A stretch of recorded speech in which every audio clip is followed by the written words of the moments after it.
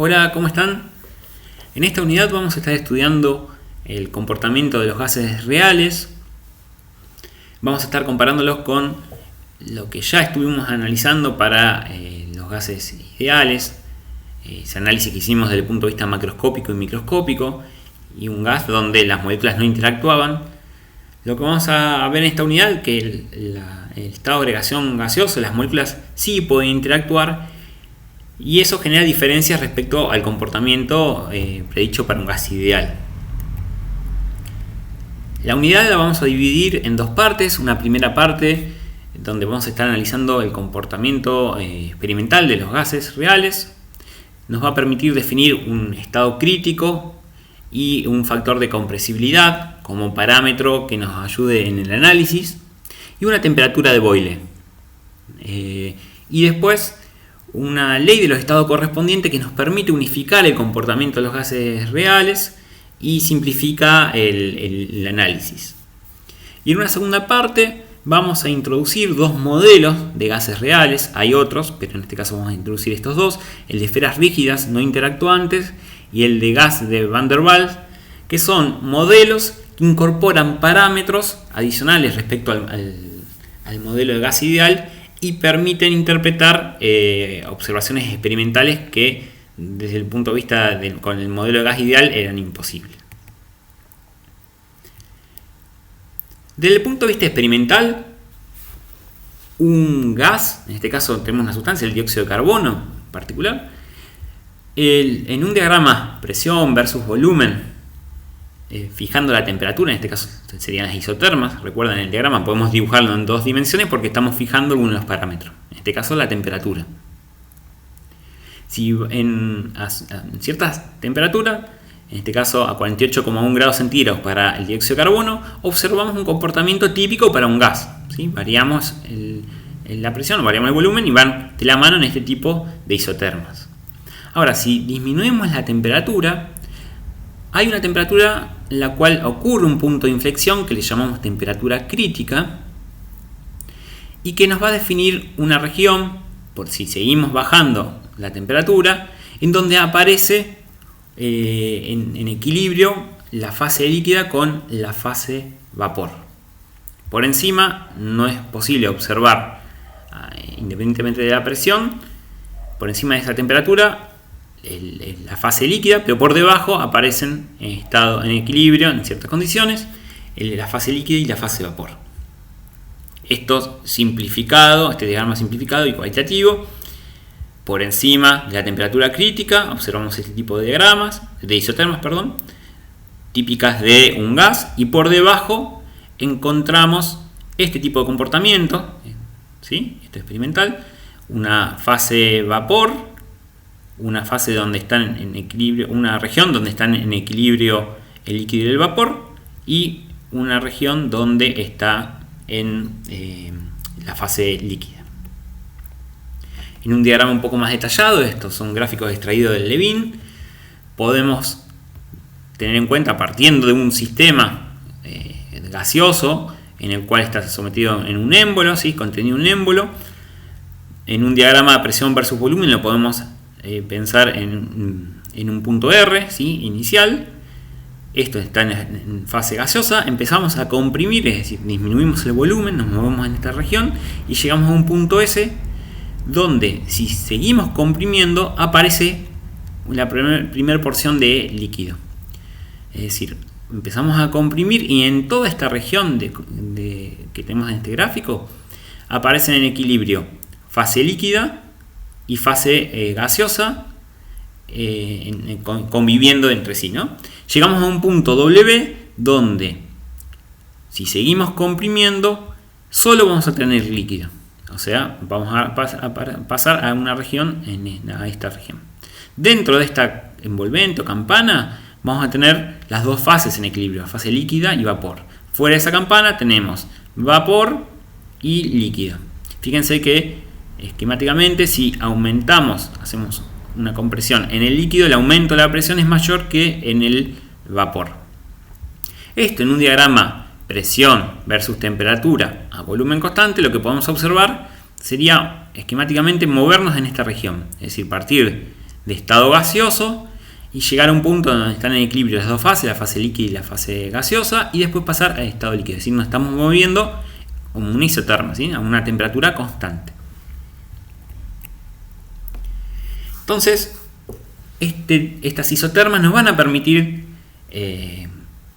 definir estas regiones, una región por encima de la isoterma crítica, que es donde aparece el punto crítico o punto de inflexión. Por encima vamos a tener una fase gaseosa. Por debajo de esa isoterma crítica vamos a tener un envolvente donde nos va a definir una región donde tenemos líquido o vapor, una región donde tenemos vapor y una región donde tenemos líquido.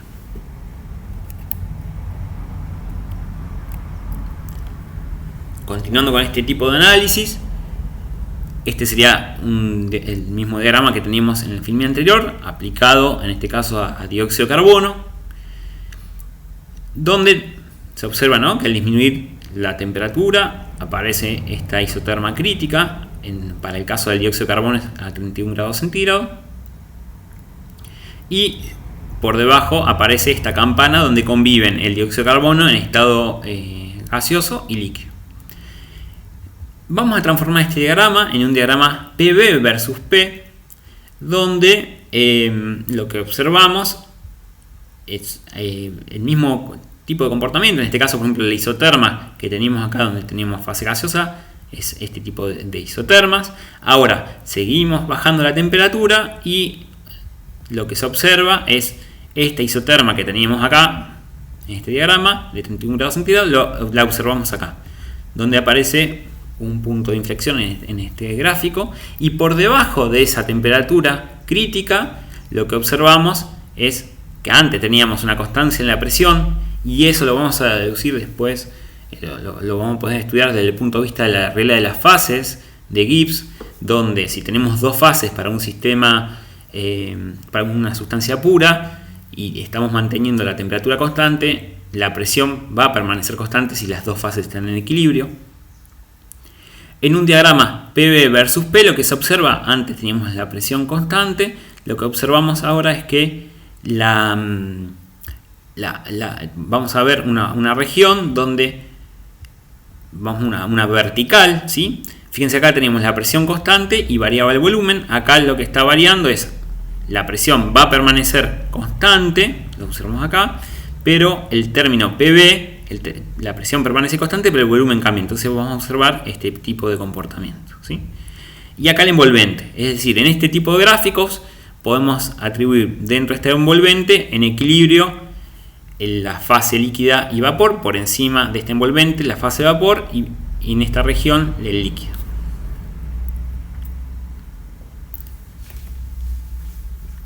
Entonces nos permite definir lo que se denomina estado crítico, que es un punto, fíjense acá lo que tenemos es densidad versus temperatura. Lo que se observa es, acá tenemos la densidad del estado gaseoso y la densidad del estado líquido. Lo que se observa es que al aumentar la temperatura, la densidad del estado gaseoso y la del estado líquido empiezan a juntarse, a ser cada vez más similares, ¿sí?, hasta llegar al punto crítico donde ya no hay diferencias. Eso desde el punto de vista experimental se observa también, es extraído de un trabajo para el dióxido de carbono. Se observa que esta diferencia entre las dos fases, entre la fase líquida y gaseosa, empieza a aumentar la temperatura, y en el punto crítico incluso hay videos que pueden encontrar en la web, donde se empiezan a aumentar la temperatura y ambas fases, la fase líquida y vapor, pierden diferencia, es decir, pasan a ser la misma cosa.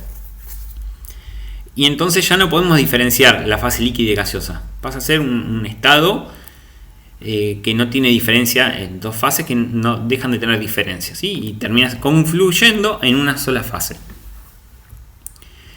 En este caso también lo observábamos para el volumen. Fíjense que al aumentar la temperatura, los volúmenes molares terminan confluyendo, ¿sí? Acá tenemos el volumen de la fase de vapor, acá el volumen de la fase líquida. Al aumentar la temperatura van a ir cada vez asemejándose, la del y confluyendo en un mismo valor.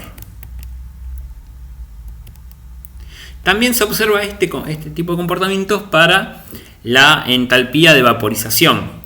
La entalpía de vaporización nos da un indicio de la energía necesaria para pasar de la fase líquida a la fase gaseosa. Sería la entalpía de la fase gaseosa o fase vapor menos la de la fase líquida. Y nos representa eso, cuánta energía es necesaria para pasar de la fase líquida a la vapor. Fíjense lo que ocurre, ¿no? Estas son distintas sustancias. Lo que ocurre es que al aumentar la temperatura, esa energía necesaria para pasar de una fase a la otra cada vez disminuye y se anula en las temperaturas críticas. Es decir, cuando llegamos a la temperatura crítica no es necesario asignar una energía a ese cambio de fase, porque deja de haber un cambio de fase, es la misma fase, ¿sí? Entonces se puede definir lo que se denomina la isoterma crítica, que era esta que estábamos analizando desde el punto de vista cualitativo, en términos matemáticos, ¿sí? En términos de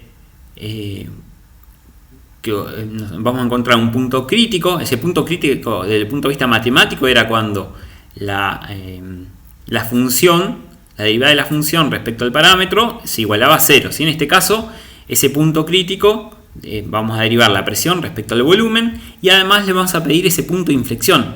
En matemáticas, si se acuerdan, la segunda derivada nos daba indicio de qué tipo de punto crítico era. Si la segunda derivada era mayor a 0, estábamos en un mínimo, ¿sí? Si era la segunda derivada menor a 0, era un máximo, y si era igual a 0, era un punto de inflexión. Entonces, las condiciones que le vamos a pedir a la isoterma son estas dos. Además del punto de vista experimental, esto que estábamos mencionando, que en el punto crítico la entalpía de vaporización se anula, y lo que vamos a ver es esto, que la tensión superficial se anula. Vamos a ver en la segunda parte de la materia, en términos de la tensión superficial como fenómenos de interfase, vamos a ver que pierde sentido la interfase, no hay interfase, entonces la tensión superficial se anula. A los parámetros que caracterizan esta isoterma, es decir, la isoterma crítica, le vamos a denominar parámetros críticos. Entonces, vamos a hablar de temperatura crítica, de volumen crítico y presión crítica. Van a caracterizar ese punto crítico, ¿sí? Y acá lo que observamos es un listado de valores de presión crítica, volumen crítico y temperatura crítica para distintos gases, ¿sí? Ese listado nos va a permitir hacer algunos análisis y resolver algunos ejercicios.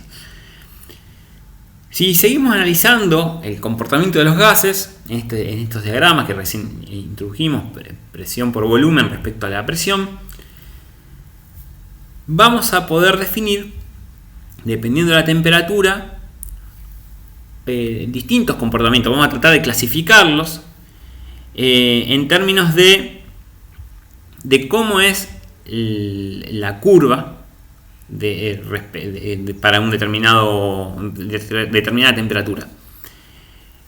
Lo que observamos acá son distintos comportamientos en función de la temperatura, esquematizados de temperaturas más bajas a más altas, y lo que se observa es que a temperaturas altas se observan este tipo de comportamientos, ¿sí? Para un gas real, a diferencia de lo que podríamos observar para un gas ideal, donde el producto presión por volumen en un gas ideal es constante independientemente de la presión, ¿no? Pues en un gas ideal hubiésemos observado una constancia, un tipo de comportamiento de este sentido. Ahora, lo que observamos es que en un gas experimental, es un gas real, lo que observamos es que al aumentar la presión, en ciertas condiciones, hay un aumento del término presión por volumen, ¿sí? Si disminuimos la temperatura, hay una temperatura para la cual se asemeja bastante el comportamiento de un gas ideal, pero después aumenta. Temperaturas por debajo, que al principio disminuye, si hay un descenso del término presión por volumen y después aumenta. Y después un punto de inflexión y por debajo de una temperatura aún mayor, vamos a ver las dos fases. Este punto de inflexión sería la temperatura correspondiente a la temperatura crítica, y por debajo encontramos la posibilidad de observar la fase líquida en equilibrio con la fase gaseosa, ¿sí?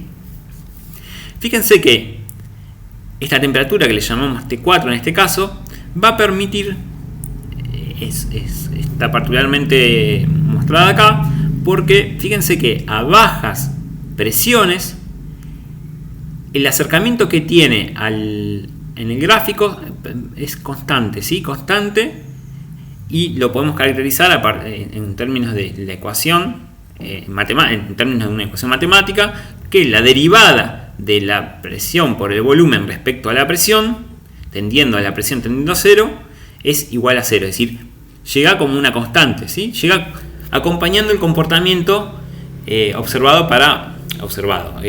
para un gas ideal. Esta temperatura a la cual se observa este fenómeno, es decir, que a presiones bajas el gas experimentalmente se acerca y acompaña el comportamiento predicho para un gas ideal, es decir, esto desde el punto de vista matemático se denomina temperatura de Boyle. Entonces, en función de esa temperatura de Boyle, nos va a permitir definir distintos comportamientos de este gas real. Acá, en términos concretos, entonces tenemos, en función de esta temperatura de Boyle, que sería esta T4, por encima de la temperatura de Boyle observamos este comportamiento, por debajo de la temperatura de Boyle observamos este comportamiento, ¿sí? Fíjense que por debajo la pendiente disminuye, es decir, hay una pendiente negativa y después aumenta, y este tipo de comportamiento que ya veníamos discutiendo. Entonces, vamos a definir un factor de compresibilidad que nos va a ayudar a analizar este tipo de comportamientos. El factor de compresibilidad definido como, que se denomina Z generalmente, que lo vamos a definir como la presión por el volumen molar, esta R de real, ¿sí? Volumen molar real, lo que ocupa realmente el gas, respecto a RT, ¿sí? Sobre RT. Esta es la constante de los gases. Fíjense que para un gas ideal, Z valdría 1. ¿Por qué? Porque PV de gas ideal sobre RT, a partir de los gases ideales, llegamos a la condición de que esto vale 1, ¿sí? Surge la ecuación de los gases ideales, ¿sí? Ahora, si dividimos las relaciones, esta y esta, lo que vamos a observar es que también este Z lo podemos definir en términos de el volumen real, volumen molar real, respecto al volumen ideal. O sea, nos va a dar una idea, el valor de Z, respecto a la desviación que tenemos respecto al comportamiento ideal. Si Z es menor que 1, ¿sí? Habíamos dicho, para un gas ideal, Z valdría 1. Ahora, si Z es menor a 1, este gas real, el volumen del gas real, el volumen molar, va a ser menor que el predicho para el gas ideal, ¿sí? Entonces, esa disminución del volumen respecto al ideal lo podemos atribuir al predominio de fuerzas de atracción intermolecular. Que eso, desde el punto de vista del gas ideal, no era posible, no era factible, ¿sí? Ahora, si estamos con un Z mayor a 1, ¿sí? Este cociente mayor a 1, significa que el volumen molar real es mayor que el ideal, o que nos es más difícil, ¿no?, comprimir ese gas real respecto al ideal. Y ahí lo podemos atribuir a un predominio de fuerzas de repulsión en el sistema, ¿sí? De vuelta, que en el gas ideal no era posible observar.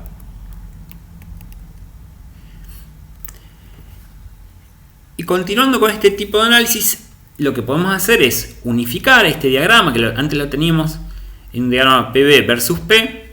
Fíjense que a la temperatura a la cual llega a la ordenada hace que los puntos donde se encuentren en el eje sean distintos, y va a depender de la temperatura. Va a ser en este caso R por T5, R por T4, ¿sí? Hay una diferencia. Ahora, en esta nueva definición que tenemos del factor de compresibilidad Z, todas van a converger en valor 1, ¿sí? Que coincide con el valor observado para presiones extrapoladas a cero, ¿no? Que coincide con el valor de gas ideal. Ahora, entonces, este diagrama que teníamos donde las distintas curvas no coincidían, ahora las curvas coinciden, las distintas isotermas coinciden en este punto y nos permite el mismo tipo de análisis, ¿no? Acá destaca así el envolvente donde podríamos tener, donde tendríamos en equilibrio la fase líquida y la fase gaseosa. Por debajo de ese envolvente tenemos líquido, ¿sí? Y acá observamos el comportamiento del gaseoso.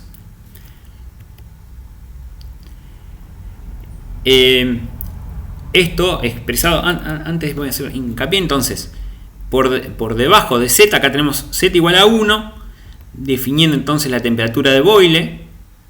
En este caso, para este caso, la naranja, ¿sí? Nos acercamos a presiones tendiendo a 0 a un comportamiento del tipo ideal, ¿sí? No significa que el gas sea ideal, sino que hay un balance entre las fuerzas de atracción y repulsión, ¿sí? Que siempre hay interacciones, ¿no? Pero en este caso, en estas condiciones, este gas, marcado por la curva naranja, sería un gas que tiene un comportamiento tal cual es predicho para un gas ideal, pero no es un gas ideal, ¿no?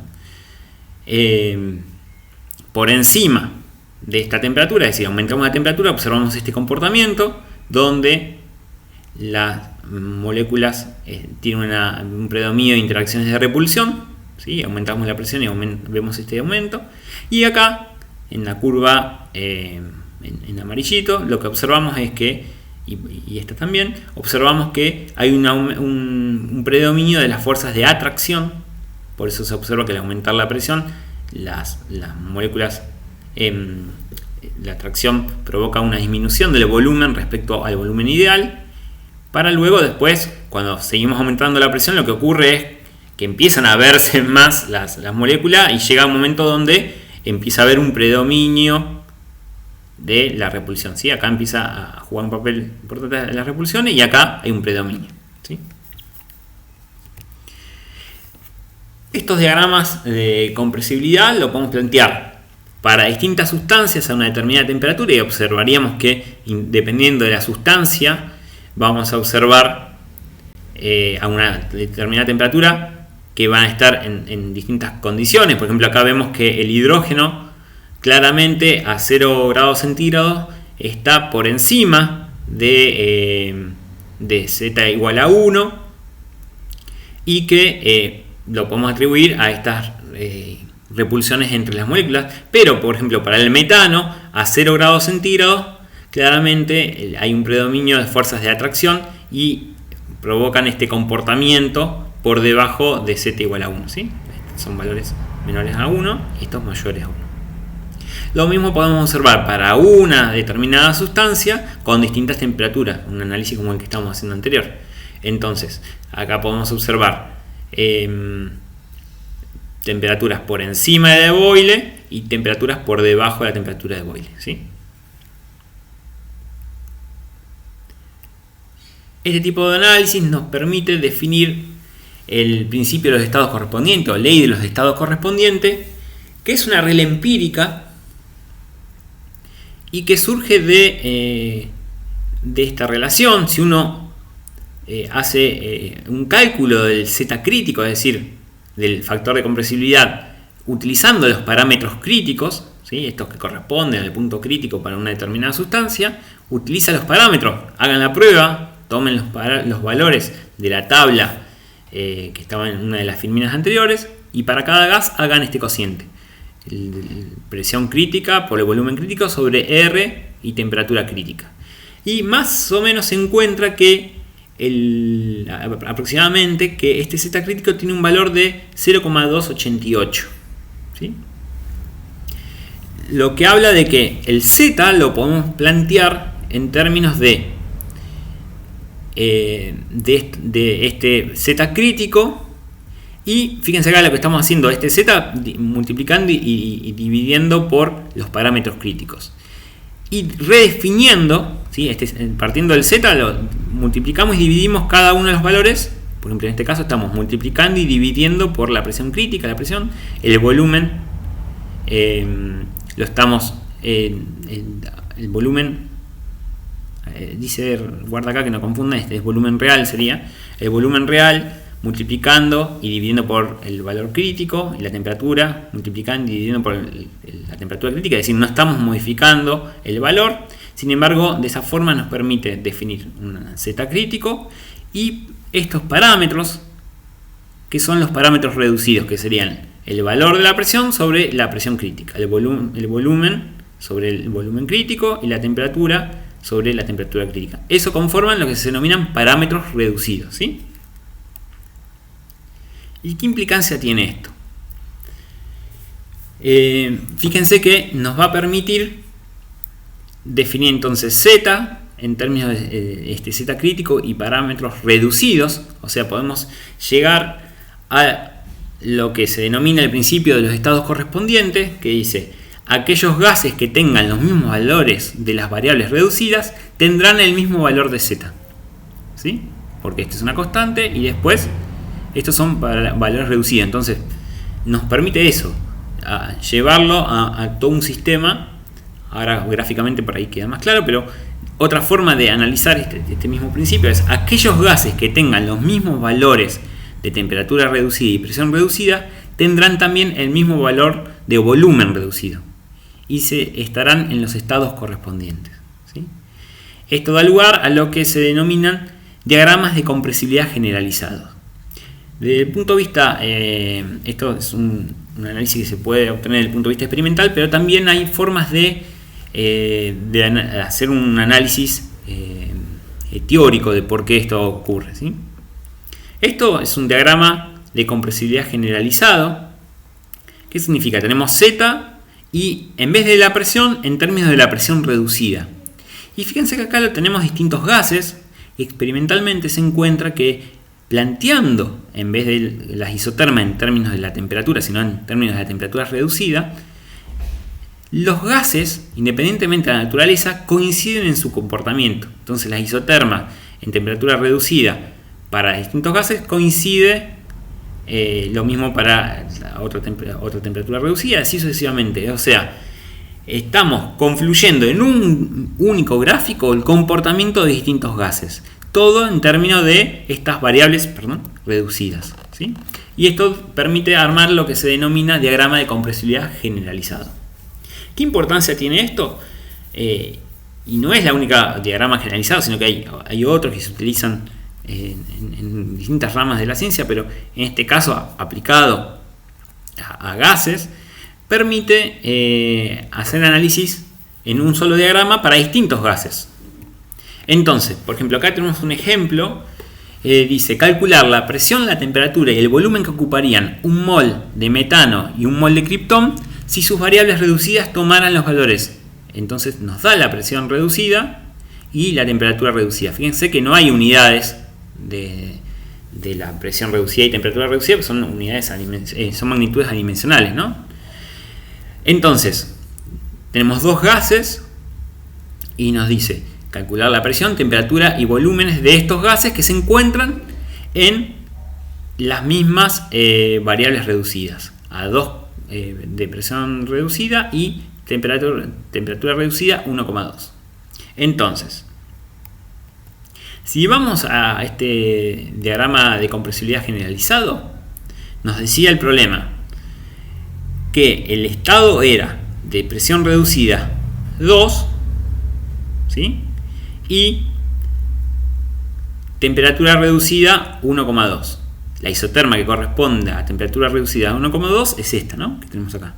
Entonces lo que tenemos que buscar es la intersección entre esta presión y esta isoterma, que en la ordenada nos da 0,59 más o menos gráficamente, ¿sí? Me da un poquito menos de 0,6.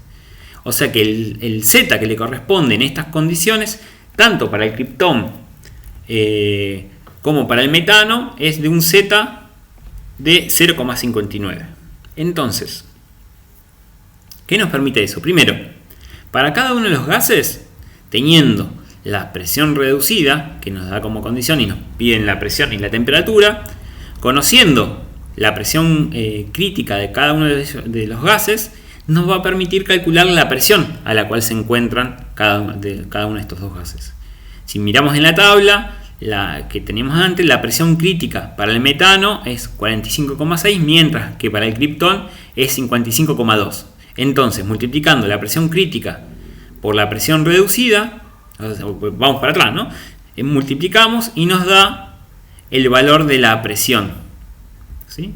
Es decir, la presión que tendría estos gases en estas condiciones, ¿no? De condiciones reducidas. Esto para la presión, y lo mismo podemos hacer para la temperatura. Para la temperatura tenemos la temperatura reducida de 1,2 y conocemos los valores críticos para ambos gases.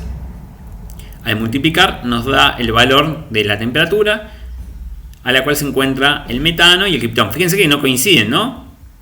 Son distintos. Y nos estaría faltando, que nos está pidiendo el volumen que ocuparía un mol. Entonces, eso sería el volumen molar. En términos de el Z, que sería la presión por el volumen sobre la constante de los gases y la temperatura, este Z, que lo obtuvimos de este diagrama generalizado y nos había dado 0,59, lo podemos entonces igualar a, fíjense lo que tenemos acá, la presión, que es esta ecuación que tenemos acá, o 91, podemos hacer el reemplazo, por el volumen sobre la constante de los gases sobre la temperatura. La temperatura es esta ecuación que tenemos acá, o 2,29. Esto para el caso del metano y esto para el caso del criptón. De acá entonces lo que podemos hacer es despejar los volúmenes molares de cada una de los gases, el metano y el criptón, ¿sí?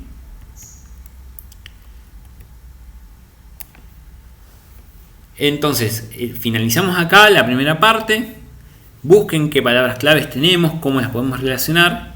Y como preguntas, cómo se comportan estos gases, es decir, los gases reales, que son los gases experimentales, cómo se comportan respecto al gas ideal.